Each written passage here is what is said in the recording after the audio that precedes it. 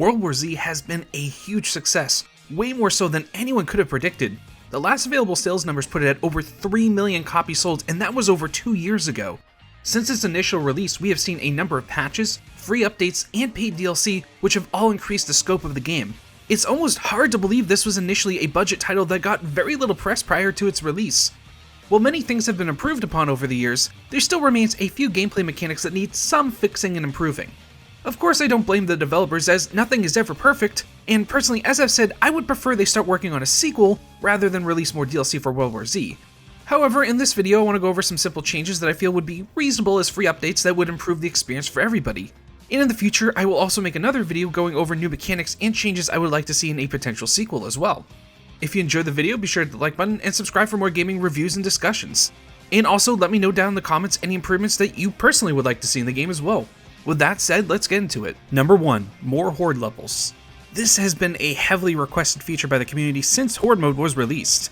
As it stands now, there is only one level, and while it is a lot of fun, it would be great to see some additional variety added in for that mode. They could use the Hostile multiplayer PvP level, or even something like the Mall in Russia, both of which would be perfect for additional Horde maps. While I would like to see them added in sooner, a perfect time to add them in would be alongside the Horde mode XL launch next year. This mode will feature even more zombies than before, and I'm really looking forward to it. As of time of writing, there is no word if they will add in additional levels or not, but I certainly hope they do. Number 2. Customizable Bot Loadouts. Another commonly requested feature, and something I personally would love to see added into the game. Sometimes you just want to play solo, and while the bots are okay for easier difficulties, once you start playing on Insane and Extreme, the bots just do not cut it. Part of the problem is that they are perpetually stuck with tier 1 weapons and at level 1. It would be really fun if we could level up bot companions and choose their class and weapon loadouts.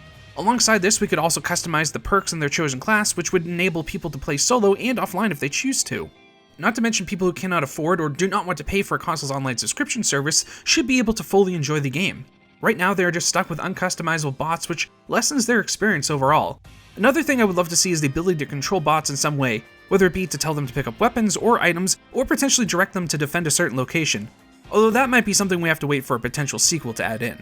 However, I do feel like being able to customize bots would not be overly difficult to add into the game as it stands right now. Number 3. Add in a tutorial. I'm actually somewhat surprised they never added in one to begin with, and I feel like it would make the new player experience far better if they did so. While it's not an overly complicated game, there are some gameplay mechanics that you do need to know about. I'm someone who has benefited from playing the game since launch and has also read all patch notes as they've been released. But for someone just starting off, there's really no way they could possibly know about how mini hordes spawn or even that there's friendly fire. When I recently reviewed the Switch version, I actually did get to see how it is for new players jumping into the game now. All you really get are small tooltips that pop up during a match and that can be really difficult to read while being chased by zombies. It's entirely possible a person could miss an essential gameplay mechanic, which in turn makes things more difficult for that person's group members. Having a short tutorial level that goes over things like noise, friendly fire, and even how weapon attachments work would help out so much. I can't tell you how many people I've seen that use weapons they think are silenced, but in reality are not because one of the attachments kind of looks like a square silencer. Not only that, but it would also be helpful for people who have not played in a long time, since sometimes patches can make big gameplay updates. I am planning on making a new player's guide in the future, but realistically most people will not seek out YouTube or articles for guides, so I would like to see a tutorial added into the game. But just a simple addition of one would really make everyone's experience with the game that much better. Number 4. More prestige levels. This one speaks to me personally, as I'm reaching the point where I've unlocked almost everything in the game. As it stands now, once you hit Prestige 4, that's it. There's no more perks to be unlocked despite you being able to prestige higher and higher levels.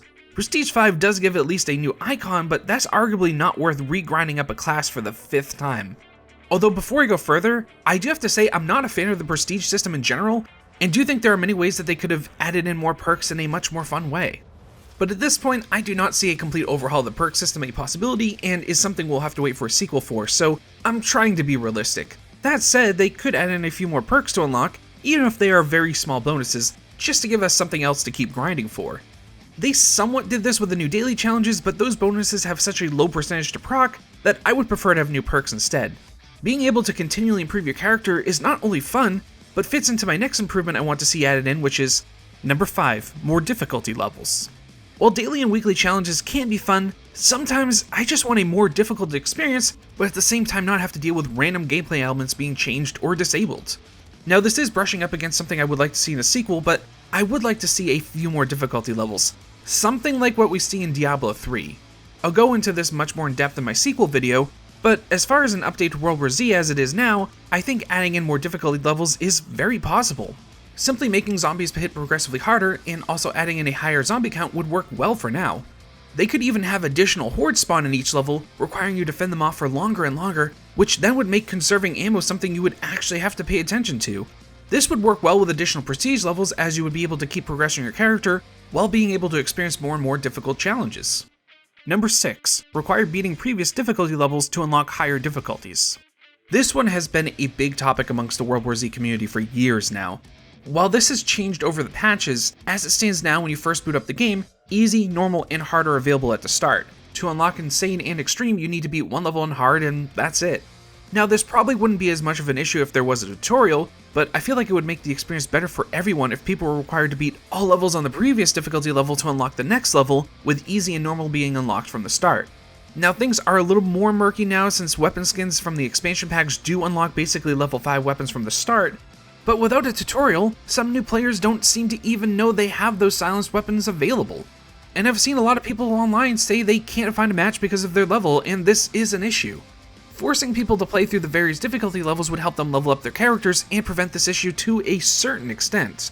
Not to mention, this is how things generally work in almost every other game. Now, to play devil's advocate, I do somewhat understand it from the developer's point of view. They want to make sure people can find other people to play with as easily as possible, and limiting what difficulties people can join would hinder that. I do understand that to a point, but this has been an issue for the community for some time now, and maybe there is some compromise that can be made that would be beneficial to both new and veteran players. Number 7. Add in crossplay on the Switch.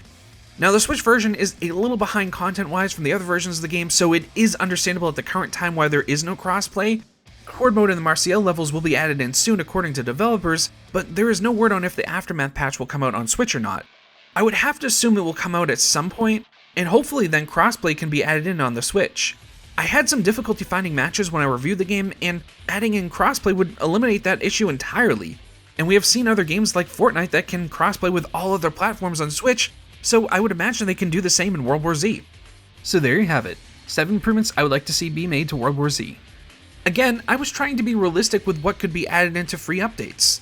When I do make a video about what I want to see in the sequel, it will be both a longer video and be far more ambitious, as Saber Interactive has received a substantial amount of investment into their company and can absolutely afford a much higher production value sequel. I know they are working on other games as well, but they received $500 million, and considering World War Z is one of their biggest franchises, I do not see why they wouldn't try and make a sequel as good as it possibly could be. Although it does depend on their contract with Paramount, but considering how much the first game made, again, I don't see why Paramount wouldn't want more free money. Anyways, like I said earlier, let me know down in the comments any potential improvements you would like to see added into World War Z. And thank you so much for helping me hit 1,000 subscribers. I will be doing a channel update and thank you in the near future as well. Right now I'm trying to finish up a few games I missed out on. I might actually combine a few games into one video so I can catch up, so be on the lookout for that. Although I will be making a separate full video for Tales of Rise, as I have a lot to say about that game and I am also going for the Platinum Trophy. Thanks for watching, see you all in the next video.